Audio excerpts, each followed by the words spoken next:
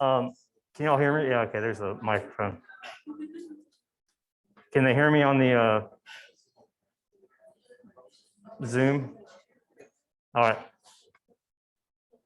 All right, real quick, does anybody have any announcements?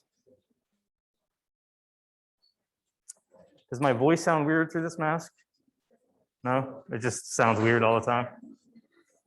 Okay. A couple things real quick, class related. Remember your first draft is due tonight, 11:55 p.m. Remember to upload a Word document, okay? That way we can do track changes, and not everybody has a Mac. And when it comes to sharing Google things, it just gets weird. So standard is still Word. Whether that's a good thing or not, I have no idea. So this week is all about political institutions. So when you're sort of looking at the news and that kind of thing, this is like the 1 week really where you focus on politics as well as policy, and there's a lot going on. So we'll get started on lecture and sort of hopefully some kind of discussion a little today. We'll continue on Wednesday. On Friday, we will not be meeting in here. I will post a lecture for Friday. My hope is that if I can get through this rather lengthy lecture today and Wednesday, I would like to do a separate one on redistricting and the effect of redistricting on public policy, since we are about to go through a redistricting nationwide, but a particularly interesting one in North Carolina where we're gaining a seat in the House of Representatives. So it's important for you to understand how that works and how it does have a rather large impact on policy in the state of North Carolina. Because if you look at previous elections in North Carolina, there really is not a single contested seat in the House of Representatives. We know exactly what the makeup is going to be because of that. It's somewhat less true on the state level, but even the state legislature, which is where most of the battles are going to occur in redistricting this year, is not ideal, let's just say. So that's what we're going to do. Your problem set 2 is due on Friday night. Yeah, I posted it over the weekend, and so it's there. Problem set 1 regrades are ongoing. I'm still doing those batch fixes that I emailed you all about, again, over the weekend. So if you have not submitted an appeal and you think it might be taken care of by those, don't submit it yet. Wait until I give you the go-ahead. If it's about a completely different question, feel free to send it along. Any questions?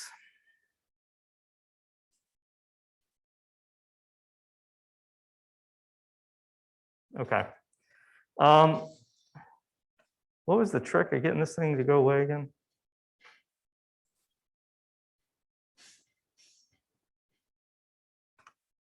Oh, you can't see it. See, that's what happens when I.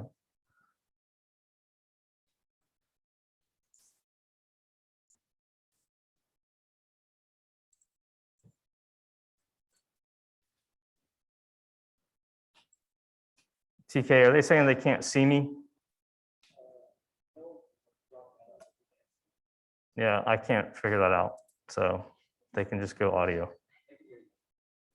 All right. So I said we're going to talk about politics. Really, what we're focusing on is political institutions. And there's a pretty big difference. Yes, ideology itself can be an institution. Because the way I define institutions is very broad. And the way I think of it is just the environment in which public policy is made. Generally, this is a formal environment, but can also be informal, where culture and things like that come into play. this is really important in public policy and policy analysis, especially when you're looking at policy areas that are handled by non-federal government entities, which is the vast majority of policy. Okay, which reminds me, there's an election in November. So if you're not registered to vote and you want to vote in the election, do it. Not that it matters if you live in Carrboro, because there's only one person running for mayor. Anyhow, so an important thing about institutions, this is a rare direct citation to the Whelan book. He says, good institutions are a precondition for good public policy. So when he's talking about good public policy, he's talking about it in the same vein that we are, making society better in some way. And that without good institutions, meaning clear institutional boundaries, right? Clear lines of authority, lack of corruption, right? Transparency, all of those types of things are absolutely vital. So we have to have good institutions to get good public policy. On the flip side, institutions are often the reason why we get bad public policy. You know, that's why we get things like DARE and other things that we know don't work.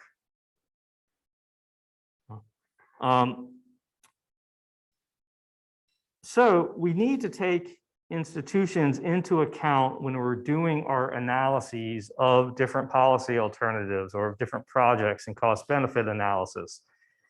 Because who is making the decision and the institutional environment in which they find themselves is going to have a huge impact on A, whether or not a policy gets adopted, B, how it gets implemented, C, how long it sticks around, D, whether or not people actually find it legitimate. And I could probably keep going, but I can't remember what's after D. Okay, bad joke. So one of the key things that you have to do when you're thinking about policy, and this is really true with your papers, is you have to know the correct institution. Who is it under our constitutional system of powers that has the legal authority to do what you want done? So lots of times there's going to be more than one, which is kind of cool because you can use that to your advantage to come up with multiple alternatives, right? It could be the same policy tool done at a different level of government, which is going to potentially affect its effectiveness, going to potentially affect its costs, going to affect its political feasibility, et cetera, et cetera.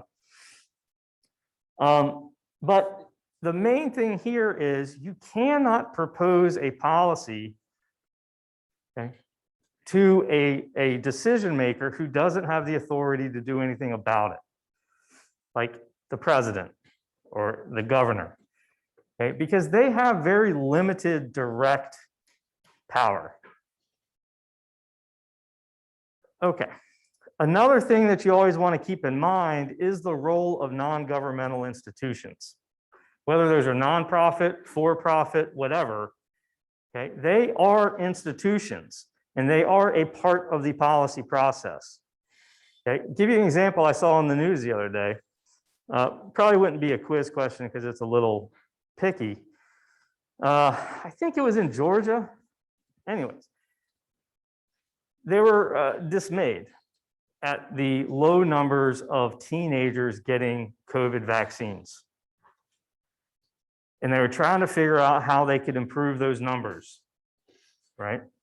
So some nonprofit got the brilliant idea that the reason why teens weren't getting the vaccine was because the vaccines weren't being given in a teen-friendly environment. Now, what a teen-friendly environment is, I'm not entirely sure.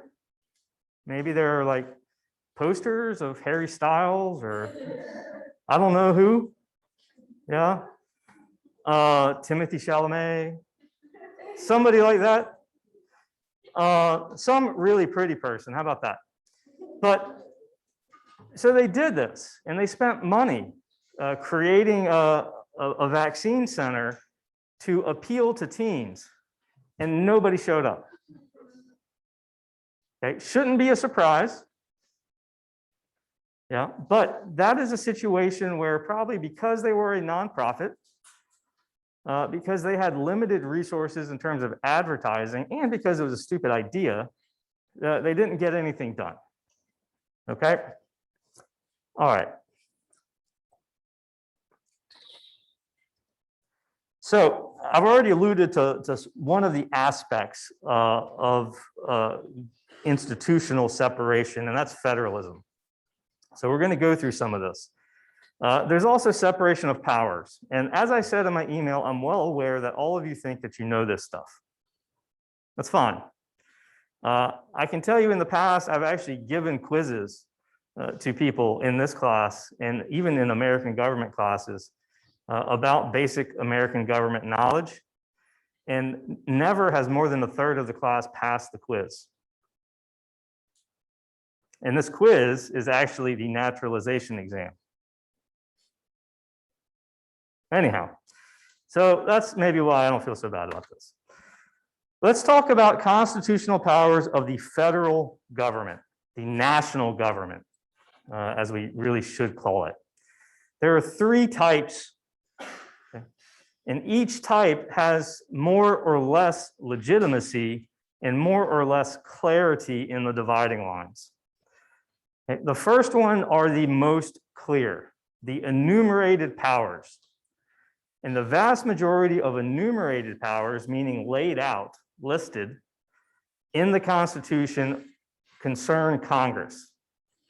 Congress is the most powerful political policy actor at the federal level. You can find the enumerated powers in Article 1, Section 8. There are 17 of them. I actually have them on the next slide if you're really interested. There's a couple of things about having a list that I just want you to be cognizant of. There's an argument that's been going on since the Constitution was written, let alone adopted. And that is whether or not having a specific list is limiting. Does that mean that if it's not written on the list, the federal government doesn't have that power? Sort of common sense would say yes. If this is a government of limited authority, and we do have a thing called the 10th Amendment that I'll get to in a little bit. But there are some other issues. And that's because of the presence of two things. The first one is the supremacy clause of the Constitution. Okay, we find this in Article 6, which most people don't ever read, but it's there. The supremacy clause says when the federal government has the authority to act in a particular area, and they have acted, then any state or local action that is contrary to or inhibiting of the federal action is null and void. Okay, federal law trumps state law. The key thing there is if the federal government has the authority to do it. So you see this with some immigration enforcement stuff. It is clear that the federal government has authority over immigration and deportation. So if a state or a locality enacts some policy or engages in some action that goes against the federal laws here, that clearly violates the Constitution. They do not have the authority to do that because of the supremacy clause. The second thing actually is our second source of power. And we call these inherent powers, and they come mostly from the necessary and proper clause, which is also in Article 1, Section 8. right? It's in the same section. And what it says is Congress shall have the authority, I'm going to paraphrase here, to do whatever is necessary and proper in carrying out the above powers. So the listed powers. Do they define necessary? No. Do they define proper? Surely not. Nobody really knows what that means. And so what it has done from a practical point of view is greatly add to the powers of the federal government. So if you think about something like the Interstate Commerce Authority, which is one of the ones in Article 1, Section 8, and you just think about technological development over the past 100, 150 years. Right? The Interstate Commerce Clause basically says that the federal government has the authority to regulate commerce between or amongst the states and Native American tribes. And what the Supreme Court has said is anything sort of touching on interstate commerce is within the realm of authority of the national government or of Congress. What today doesn't touch on interstate commerce? Yeah, almost nothing. And so it has become a very, very large source of authority. And there have been, of course, arguments and whole movements to try to limit that. But it's just sort of a fact that it is there because of the vagueness of these words. Okay. The last one are called implied powers. And these are the most fuzzy. And they mostly concern the president, the executive branch, and the courts. Okay. They also have they're much more present in foreign policy because of the president thing. Anybody know what the Constitution says about the president's power? I'm just curious. Yes. Supposed to execute the laws that are brought by Congress. Okay, execute the laws that are brought by Congress. That's definitely, one of the interpretations. All the Constitution says is the executive authority shall be vested in a single president. What is executive authority? It doesn't tell us. Yeah, so that's why it is super, super fuzzy. All right, here is Article 1, Section 8. I'm not going to go through it. Lots of times I get questions about things, so I just put it up here for your enjoyment. One thing I will point out that a lot of people aren't aware of is copyright and trademark is in the Constitution. We often don't think about that because we think of it as a relatively new development, but it was a huge deal to the founders. And way down here on the bottom is the necessary and proper clause. Okay.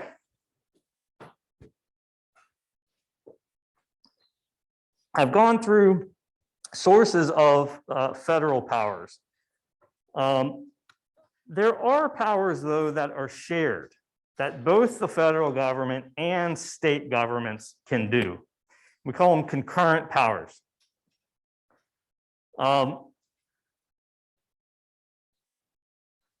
These are things like taxing, right? Regulating for public welfare, that kind of thing. And they're very, very important. And when you're thinking about doing a policy analysis type deal, this is where if both of them have the authority to act, you can really take advantage of our federalist system, okay, to increase the number of alternatives that you're looking at. I'll give you some more examples of that in a minute. There are also, within the Constitution itself, specific powers that are denied to these states, meaning only the federal government can do it. That's foreign affairs, right? Economic isolationism. States can't put taxes on goods imported from other states, that kind of thing.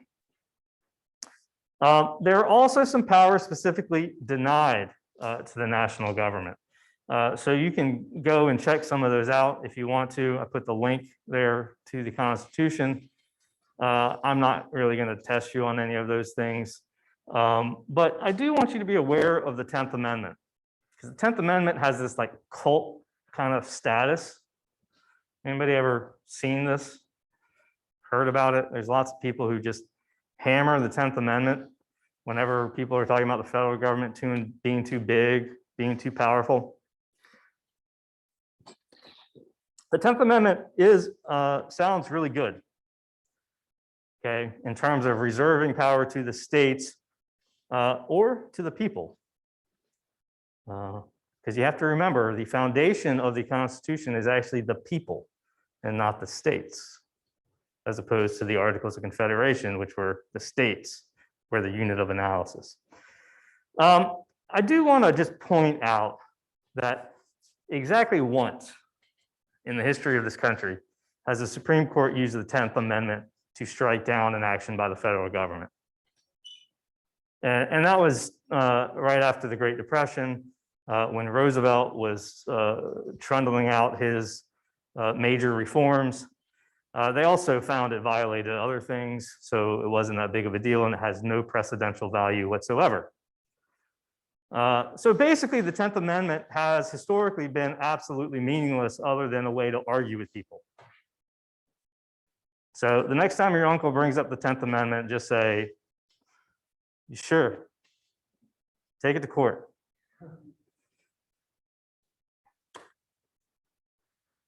All right, want to talk about state and local powers real quick. I said that state and local powers were actually bigger than federal powers, and certainly in terms of daily impact on your life, they are probably more important. These are just some examples of what states can do. Issuing licenses is a big one. Right? Each state has its own driver's license. We do not have a federal ID other than the passport. There have been various pushes throughout the ages to do that, but it's not a popular thing whatsoever in this country. But it's more than driver's licenses. It's hunting licenses, fishing licenses, license to be a doctor, a lawyer, a pharmacist, ophthalmologist, whatever. All of those are done on a state basis. So you can be licensed to practice law in one state and not be able to practice law in another state. You know? They can regulate intra-state business. There's very little of this these days.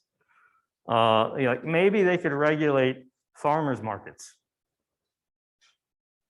you know, and some other things. But then farmers markets now, a decent number of them take food stamps, and then that becomes a problem anyway. One of the biggest ones, especially in recent history, that I want you to be aware of is that states have the power to conduct elections. The federal government does not conduct any elections whatsoever. States do it. They get to set the rules. And they can only be bound by certain types of things at the federal level, like they're subject to non-discrimination laws. Other things that are important from a policy point of view is what's known as the police power. And these are regulations protecting health and safety. And this is probably the largest source of power for states and localities for that matter, is they have very, very wide latitude to govern, to issue criminal laws, protecting health and safety. This is why we can have states that have legalized marijuana and states that don't. right? Medical marijuana or nothing, or whatever you want to think about. Now you might say, well, doesn't the federal government's ban on marijuana trump state law? Theoretically, yes. And this is one of the things that people often have a hard time with, is there are lots of things that are theoretically unconstitutional, but that practically speaking would just be a disaster. And we're going to talk about one of them next time, which is delegating power to administrative agencies. Okay, any questions on this? See people starting to fade. Okay, go.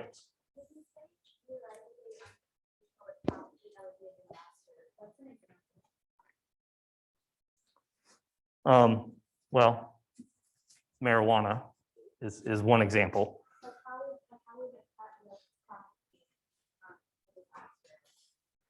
Because what would happen if the federal government went into the state of Colorado and started enforcing federal law over state law? No, they would not like it.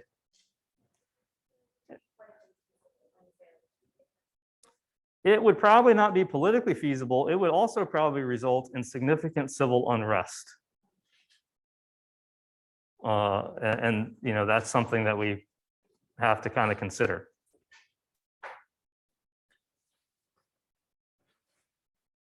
All right. I went over my 20 minutes. Yeah, go. Real quickly with the licenses, you know, we all have to get the real ID now. Yeah. Could you elaborate on that? Yeah, so that's the real ID. That's a really good question. The federal government has the authority to do that because the federal government has the authority to regulate airlines and air traffic. And that's what the real ID is all about, is essentially you being able to get on an airplane. Now, you have to prove citizenship in order to meet the requirements there, which is, I'm not so sure of the constitutionality, but yeah. So there are lots of little sneaky ways that the federal government can put its fingers in. The reputation that it has for doing so is not undeserved by any means. Anybody got a random fact?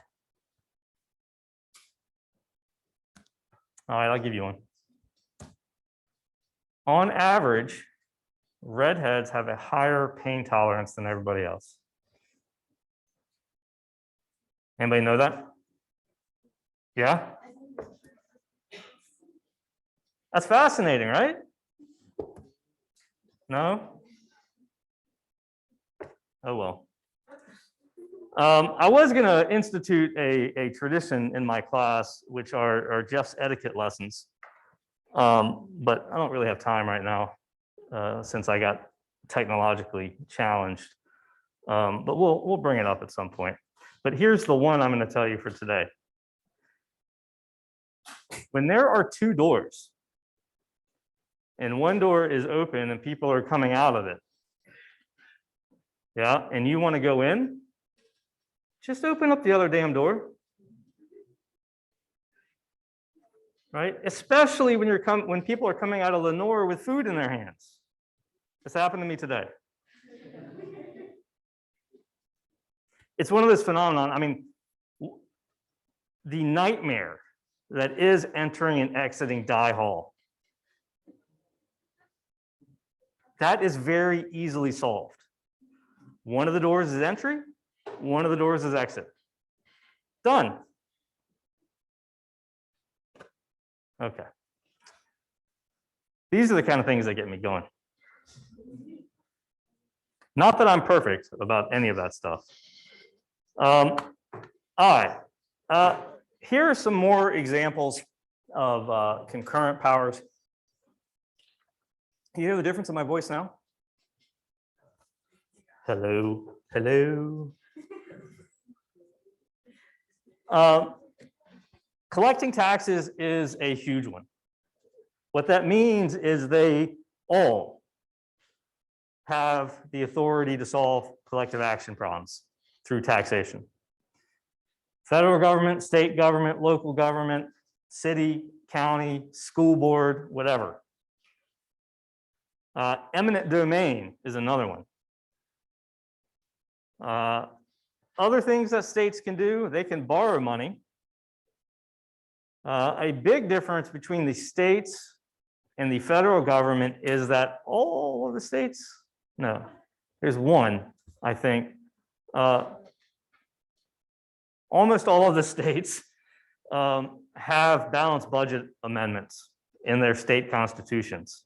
So yes, they can borrow money, but they have to cut spending and they have to pay it back. The federal government can just borrow money. Yeah. They can make their own courts. So we have our own courts in North Carolina. Courts are different in different states. They even have different names. One of the most confusing, who is from New York? In New York, the trial court, the lowest court, is called the Supreme Court. Why? Just to mess with us? I don't get it. Some of the other ones down here, you know, if you really care about chartering banks and corporations, great.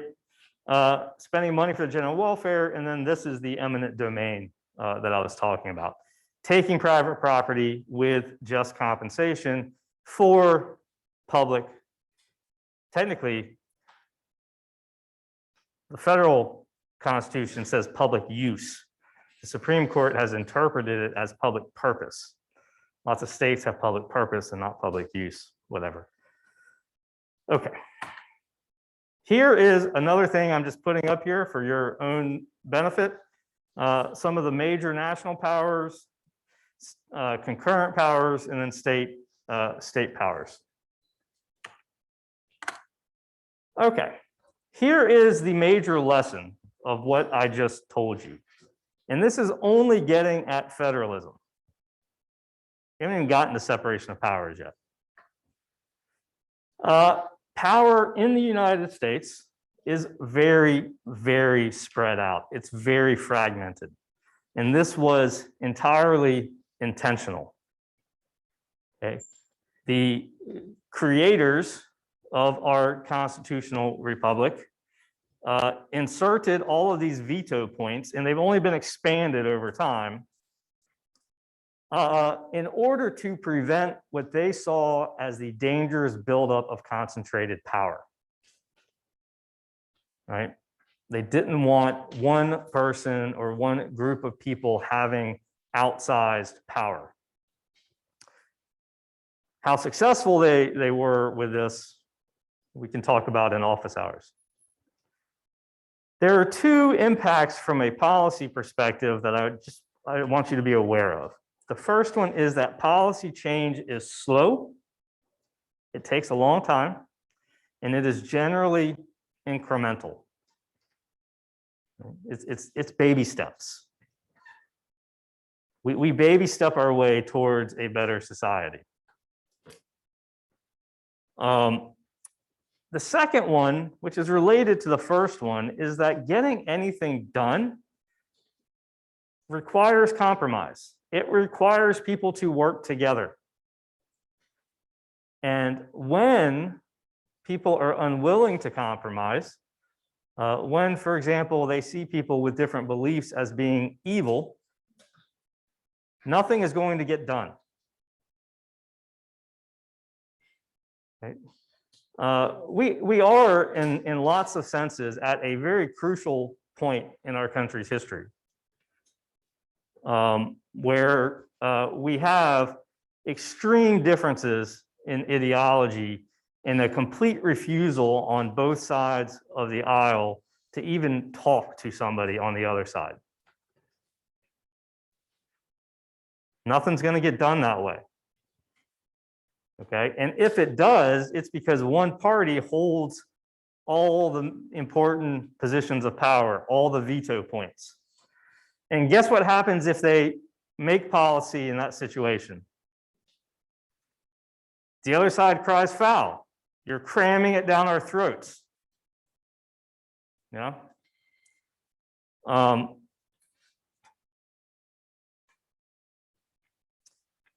Anyhow. This is something that is very, very concerning, and hopefully y'all can figure out a way to fix it, because my generation clearly isn't doing a good job. My parents' generation created the whole mess. Oh well. All right.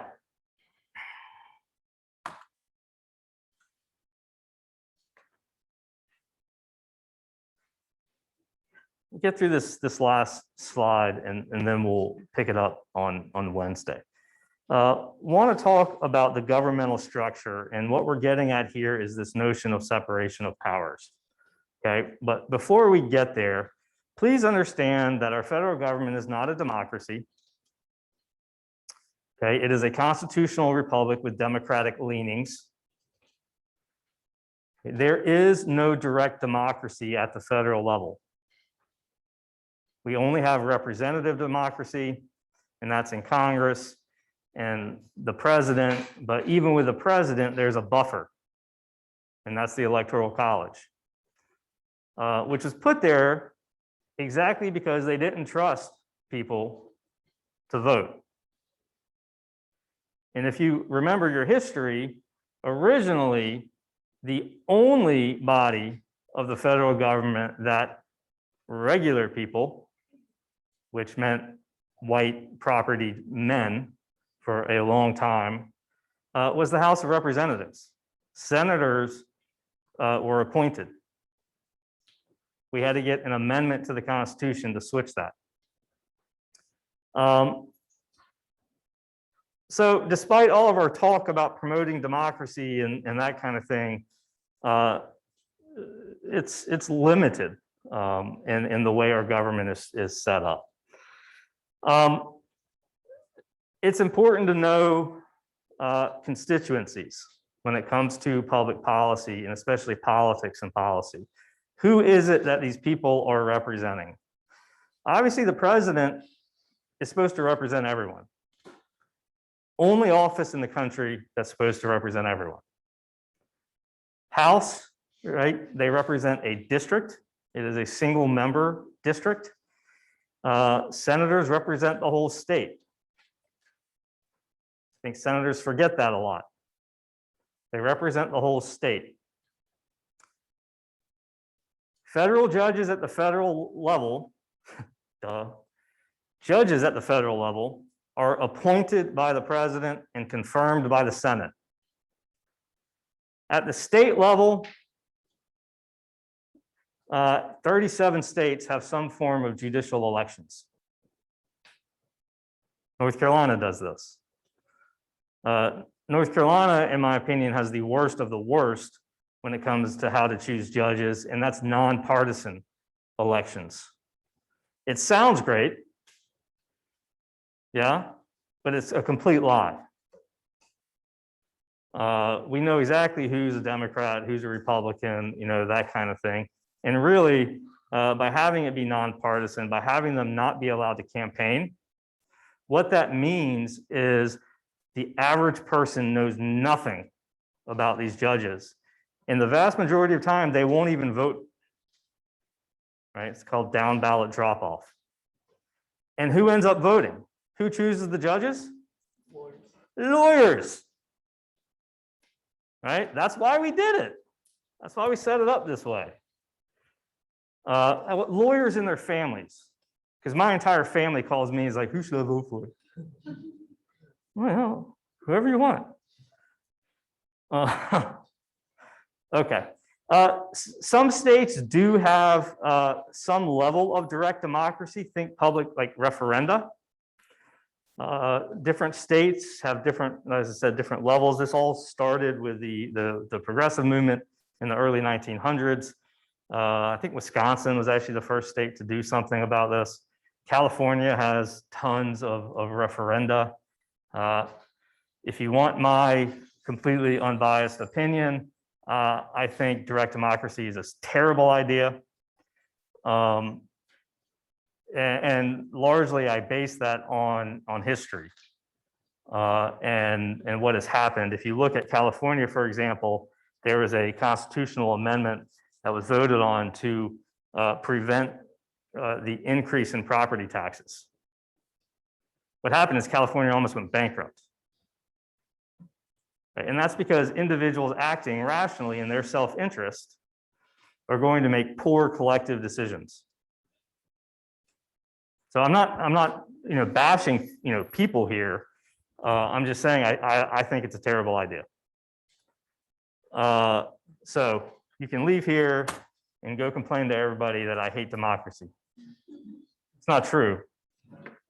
I hate different specific forms of democracy. Remember to turn in your drafts and be on the lookout for a notification that signing up for your TA's office hours to talk about your papers, they'll be coming this week.